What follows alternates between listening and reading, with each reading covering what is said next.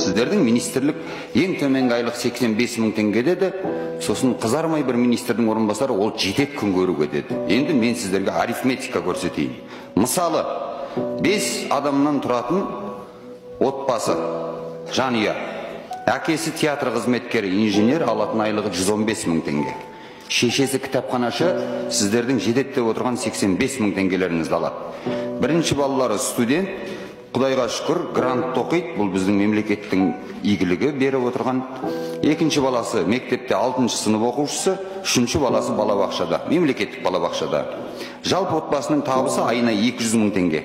Енді бір ай көлемінде қажет болатын шығынға азық-түлік, коммуналдық төлемдер, кредит, балабақша және тағы басқаларын нақты келтіріп берейін. Азық-түлікке нан 180 теңгеден бір айға жоқ дегенде 5 адам 60 бөлке нан жеді делік. Күніне 2-ақ бөлкеден жегенде 10.800 теңге. Сүт 810 теңгеден 10 литр дейік ең кемінде 8.100 теңге. Шай 500 теңгеден бір қорабы 5 қорабы алды дейік, бұлыңыз 2,5 келі 1800 теңге. Макарон 325 теңгеден 12 келіңіз 3900 теңге. Жұмыртқа 60 теңгеден 20 жұмыртқа 1200 теңге. Гречка бір келісі 280 теңгеден бір айда 3 келі гречка жегенде 840 теңге. Ұн 3700 теңге 10 келісі. Май 1 литрінің бағасы 4000 теңге болғанда, бұл күнбағыс майы, сары май жоқ бұның ішінде.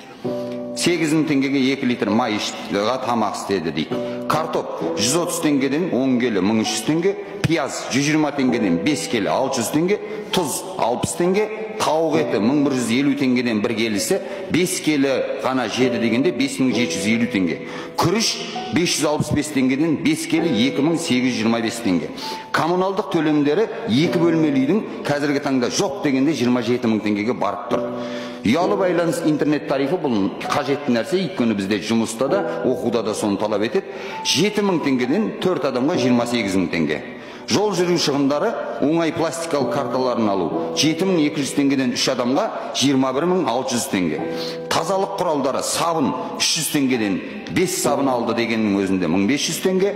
Тіс жуатын паста 470 теңгеден 2-ақ паста алды деп есептедік 940 теңге. Кір жуатын ұнтақ 4 келі 3400 теңге. 2 келі пачкадан 2 пачка. Кредит төлемдері. Бұл мемлекеттік бағдарламамен алған 2 бөлмелі үйдің кредитіне айына 80.500 теңге төлейді. Және оған қосымша баласы сабақ оқу үшін тұтынушылық кредитпен 25 мың теңге айына төлеп отыр, бір компьютер алған. Балабақшаға 16.500 теңге төлеп отыр. Енді келейік, азық-түлік себебі 55.615 теңге, кредиттік төлемдер 80.500, қосу 25.105.500, жол жүру шығындары 21.600, коммуналдық төлемдерге электрлы 27.000, ұялы байланыс интернет тарифі 28.000, балабақша 16.500. Жалпы шығын сомасы қанша шықты? 254.215 теңге. 54.215 теңгені қайдан алады? Бірінші сұрағым, енді қараңыз, бұларды біз есепке алмаған шығындарымыз.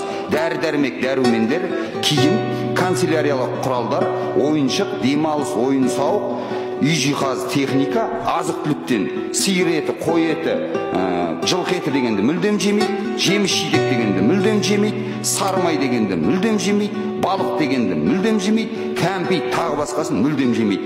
Өзге шаруашылық тауарлардан шампунь, су сабынды мүлдем қолданбайды, крем және тағы басқасын мүлдем қолданбайды делік. Енді сіздердің министрліктеріңізге үлкен сұрақ, мен бұны ашық қалт министрлеріңізге де әлеуметтік желіден жариялайын. Қалай есептедіңіздер және осы отбасы қалай күн көреді?